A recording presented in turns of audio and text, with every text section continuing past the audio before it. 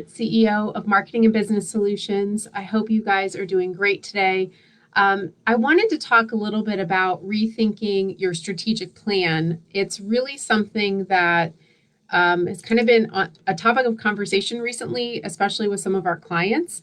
And, we've just kind of been rethinking how we use it, why we use it, what it needs to include. So I thought it would be a good chance to kind of share a fresh experience with you and maybe help you in rethinking that. You may have one for your business, you may have one for your nonprofit.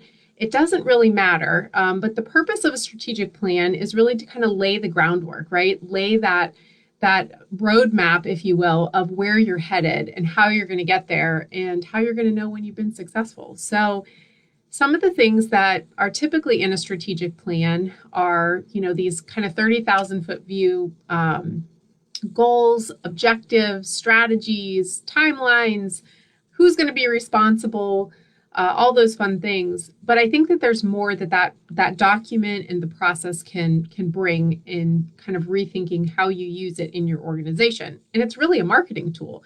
So a couple things to think about. One is that, I've seen a lot of strategic plans that are very, I'll say bland. That's probably being kind, but that are very kind of formal in the sense that, they're very structured and they have lots of text and maybe some charts or some tables, but there's not really a lot of feeling or emotion or inspiration to it. And I think that there's room to add that. We've been looking at some different formats for a client project that we're working on, and there were some things that really kind of popped out to me that I thought everybody should be doing this.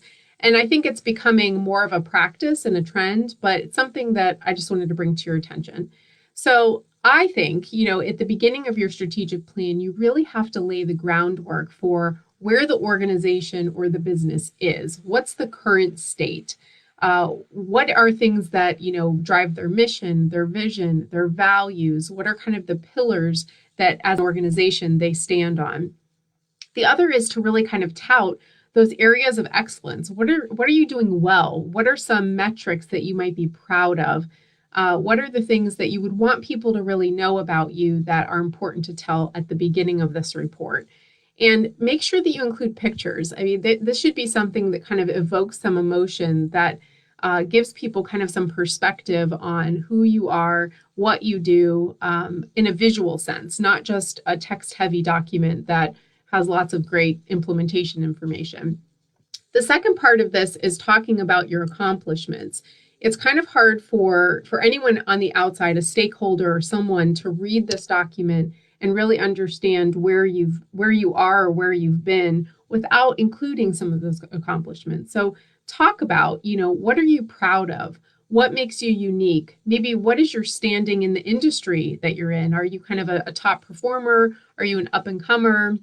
Where do you fall kind of in line with others within your industry? And talk about that and highlight that in this report. That gives people really an idea of the environment, the market, kind of where you stand as an organization as it is now. The next part of this is then setting those goals. So setting those strategic priorities, that 30,000 foot view of where it is that you want to be. And I would say probably somewhere between 3 and 5 priorities or goals are probably about right. Once you get past that, I think it's hard to keep track of some things.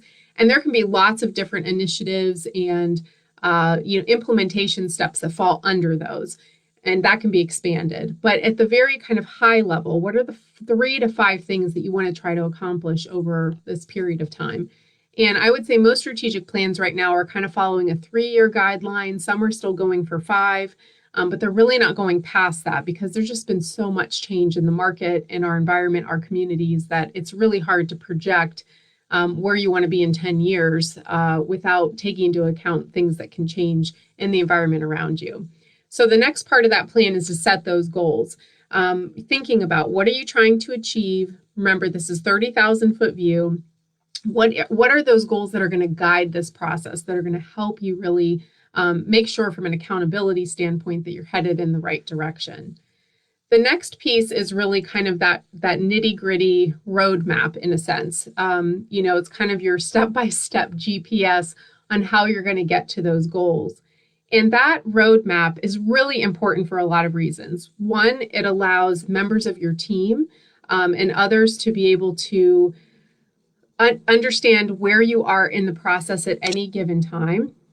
And so outlining objectives that support those 5 priorities or 3 priorities that you've outlined are important. Also setting kind of the action steps, the how are we going to get there, is the next part of that. And this is typically, people usually represent this like in a table. So you've got your objectives, your kind of action steps or strategies, you've got a time frame, you've got a champion or kind of the accountability piece, who's going to be in charge of this, and then what the measurement looks like. And the accountability piece and the measurement are really important. I know that's something that, a lot of organizations and businesses may tend to not get really specific. That's where you got to get really specific. One, because the people on your team need to know that they're responsible and you need to hold them accountable to it. But the second reason is because you have to be able to have some way to measure the success. It can't just be, we want to increase sales or we want to increase contributions. By how much? By when? By what percentage? What does retention look like? Get specific, because the more specific you are, the better chance the people on your team or within your organization have to really accomplish those goals. If they don't understand what the true expectations are from a numbers perspective, it makes it really easy to miss those goals, miss those benchmarks. And then as a leader of an organization, you might be, discouraged that you're not where you hoped you would be. So that roadmap's really important, and be as specific as possible. We do a lot of work with clients who really need that how-to part. They really need to know how they're going to get there and what specifically needs to be done in order to achieve those goals. The measuring part is also important to make sure that it's relevant, that you're measuring what matters, not measuring things that are not really going to contribute to this plan. There's lots of data that we can all collect. There's lots of data that we can all analyze, and we can also kind of, get stuck there too. But really kind of, outlining what it is that you want to measure that is going to make a difference or is going to help indicate that you're on the right path to achieving those goals. If it doesn't apply to those goals, don't measure it, at least not for the purpose of determining if you've been successful with your strategic plan. Use it for other maybe programmatic or sales-driven measures, or looking at whether or not performance is happening within an individual product, service, or program line. But don't apply it to the strategic plan unless it really supports one of those initial 3 to 5 priorities. Some other things to think about. We think about a lot of times strategic plans as this big document that sits in a binder on a shelf. Maybe you reference it, maybe you don't. Not really a living, breathing thing. And so some things that came to light in this recent project that we've been working on is how can we bring it to life? How can we, rethink the use of the information that's in that strategic plan to tell our story in a different way and to hold ourselves accountable and be transparent to our stakeholders? So a couple things that kind of came up through this, and I just thought they were kind of fun. So one was, have a video from the CEO. Put something out on your website, on your social media that helps explain from a person perspective to their shareholders why we're doing this, why we've made this investment, and what we're hoping to accomplish with the vision that we have in the next 3 to 5 years, or within the priority goals that have been set. Where is it that we want to be that is different from the current state that we are in? The second part is to make sure that you're doing some kind of annual report. It could be an impact report, an annual report. There's lots of different names for them. But what's important about them is that they're not just a report of what you've done in the last 12 months. It should be a report about what you've done in the last 12 months as it relates to your progress with the strategic plan. There should be elements of the strategic plan goals and what it is that you're trying to accomplish embedded in that annual report, because the annual report is kind of your annual, tool to be able to explain to people, where you've been, where you're going, and if you've met those metrics that you were hoping to achieve. So don't be afraid to use your annual report as a tool to also talk about your strategic plan and what you've accomplished so far. It's a great accountability tool for you. because you're probably not going to want to publish things that haven't been accomplished. And so it kind of holds you accountable to make sure you're on the mark to get the items in your strategic plan done so that they can show up in that annual report. Another thing to think about is your website, how you're going to use it. A lot of things that we've researched in this process have been that, people have these written reports, whether they're, in my words, bland or they're colorful with images and pictures and, just like this emotional kind of connection to the organization or the business. But your website also is a great tool for that. And I would highly recommend that you think about how you take components of your strategic plan and format them for web.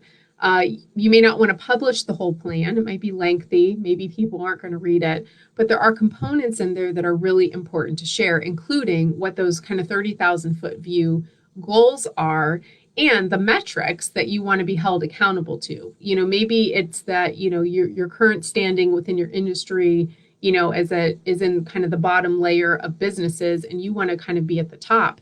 It could be the same with an organization or a nonprofit that's trying to rise within their sector to be an expert in that space, and there's some kind of metric that you can hold yourself to.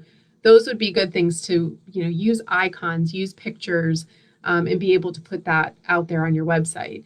The other thing that you can think about is kind of highlighting accomplishments along the way.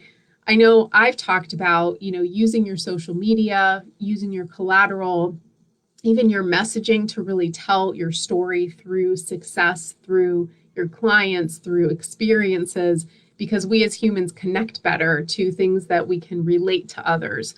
But it's the same thing with this. Take components of the things that you're proud of throughout the year that kind of culminate in that annual report, and highlight them, throughout the year, specifically and strategically as it aligns with this plan. So if there are goals, those 5 goals, and there are success stories along the way that you can kind of tie back to those categories, it helps bring the whole thing together and continue to keep your strategic plan kind of alive in the process of, governing your organization or running your business. And the last thing I'll share is that I don't think you can communicate enough to your stakeholders about what's happening. When you create a strategic plan as a business or as an organization, the people who invest in you, who utilize your services, who are your customers, your cheerleaders, your advocates, people that, are users, all of those people need to know what's going on. They want to be aware of what's happening. And if you have made known or have invested in a strategic plan, it's really important that that communication continue past the point of just completing the plan. That is now a living document or a living process within your organization or business for the next however many years, whatever the plan covers. And those stakeholders need to hear about what's going on. They need to be included. They don't need to know every single detail. Obviously, there's things that are going to be confidential, but engage them in a conversation about it.